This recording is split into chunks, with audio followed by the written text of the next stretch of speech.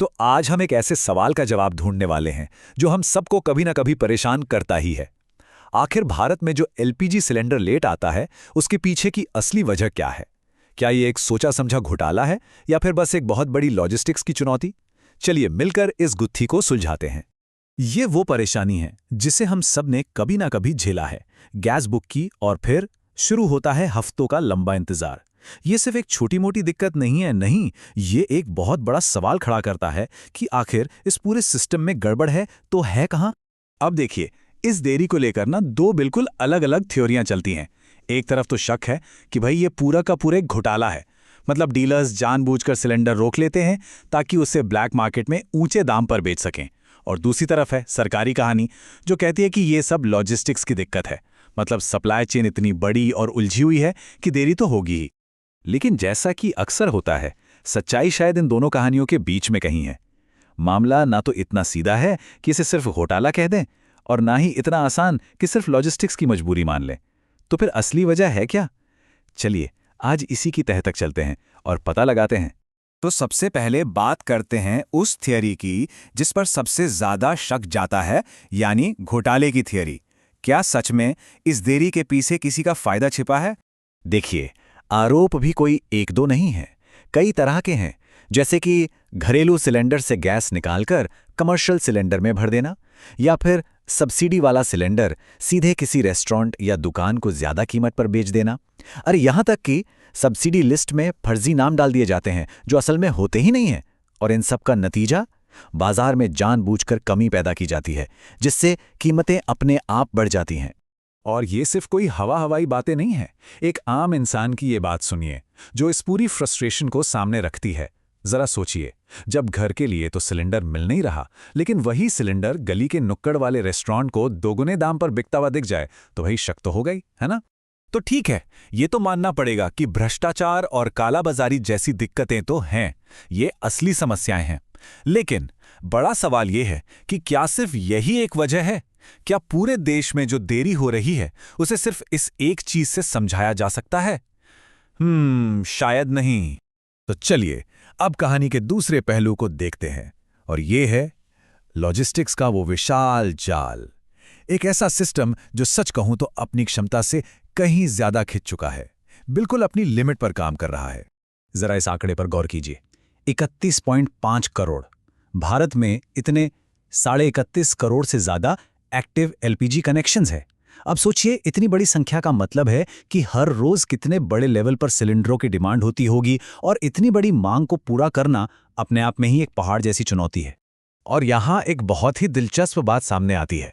पिछले 10 सालों में जो नए कनेक्शंस जुड़े हैं, उनकी संख्या में 75% का उछाल आया है। 75%।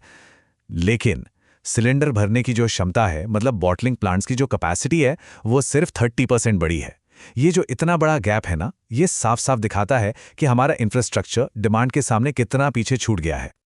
अच्छा, कभी सोचा है कि एक सिलेंडर हमारे घर तक पहुंचता कैसे है? इसका सफर ना काफी लंबा और पेचीदा होता है। सबसे पहले रिफाइनरी से गैस निकलती है, फिर वो बड़े बड़े टैंकरों में भरकर बॉटलिंग प्लांट पहुंचती है। वहां उसे सिलेंडरों में भरा जाता है, उसकी सेफ्टी चेक होती है, फिर जाकर वो रीजनल डिस्ट्रीब्यूटर के पास पहुंचता है, और वहां से आखिर में डिलीवरी वाला उसे हमारे घर के दरवाजे तक लाता है। अब सोचिए, ये पूरी एक लंबी चेन है, और इस चेन की कोई भी एक कड़ी, बस एक कड़ी अगर कमजोर पड़ जाए, मान लीजिए ट्रांसपोर्ट में देरी हो गई, या प्लांट में कोई मशीन खराब हो गई, या फिर डिस्ट्रीब्यूटर के पास ही गाड़ियां कम हैं, तो उसका सीधा असर किस पर पड़ेगा? हमारी डिलीवरी पर। वो लेट हो जाएगी। तो अब हम पहुंचते हैं इस कहानी के सबसे जरूरी मोड़ पर, वो पॉइंट जहां ये दोनों थ्योरियां, घोटाला और लॉजिस्टिक्स, एक दूसरे से आकर मिल जाती हैं। ये वो जगह है जहां सिस्टम की अपनी कमजोरी ही भ्रष्टाचार के लिए दरवाजे खोल देती है। इस पूरी समस्या को समझने के लिए एक खास शब्द है, सिस्टमिक लीकेज। इसका मतलब क्या है? बहुत सिंपल। जब किसी सिस्टम में लॉजिस्टिक्स की वजह से दरारें होती हैं, मतलब खामियां होती हैं, तो उन्हीं दरारों से घोटालों में भ्रष्टाचार के लिए रास्ता बन जाता है। और ये टेबल देखिए, ये बिल्कुल साफ साफ दिखाती है कि कैसे सिस्टम की एक कमजोरी भ्रष्टाचार के लिए एक मौका बन जाती है। चलिए एक एक करके समझते हैं। जैसे सिलेंडर की ट्रैकिंग ठीक नहीं है, तो क्या होगा?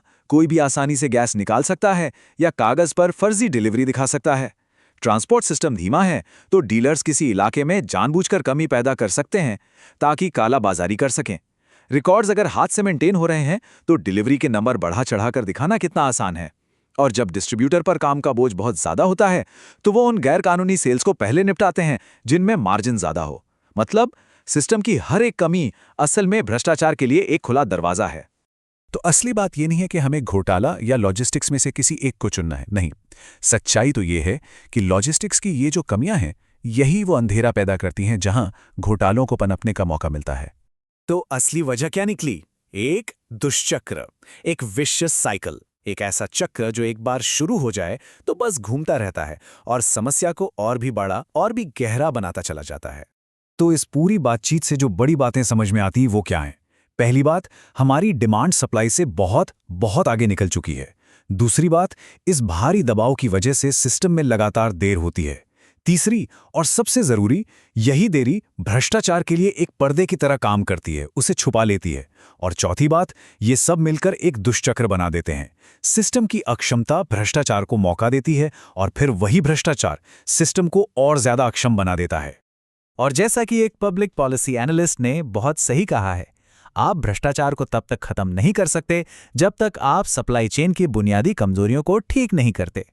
मतलब साफ है, पहले समस्या की जड़ पर काम करना होगा। और ये सब हमें एक बहुत ही जरूरी सवाल पर लाकर खड़ा कर देता है। क्या डिजिटल समाधान, मतलब ऑनलाइन बुकिंग और बेहतर ट्रैकिंग सिस्टम जैसी चीजें जमीन पर मौजूद एक इतनी बड़ी फिजिकल समस्या को वाकई में ठीक कर सकती हैं? मतलब क्या टेक्नोलॉजी कम पड़ रहे बॉटलिंग प्लांट्स, ट्रकों और खराब सड़कों की भरपाई कर सकती है? ये एक ऐसा सवाल है जिस पर हम सबको सोचने की जरूरत है।